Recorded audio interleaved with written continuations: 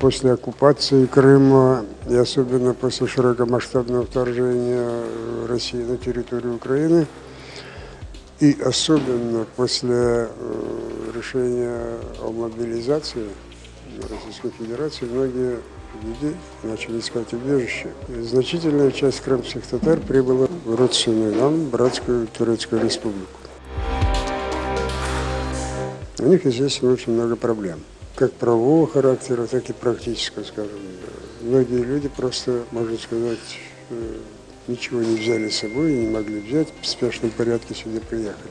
Энтузиасты, назвали себя координационный центр, они суммируют все проблемы, которые есть у этих соотечественников, і намагаються знайти рішення. Ми взяли такий курс, що будемо вирішувати, по-перше, комунікаційні проблеми громадян України, кримських татар, які виїхали з тимчасово окупованих територій.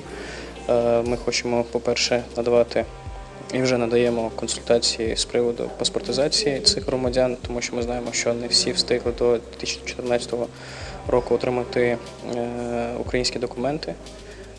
І є діти, які народилися після 2014 року, тобто ці проблеми ми будемо намагатися допомагати вирішувати нашим громадянам, які приїжджають у Стамбул.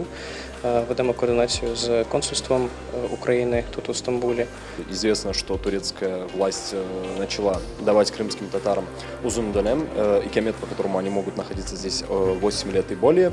По этой причине мы сейчас разрабатываем упрощенную систему для подачи на получение данного документа.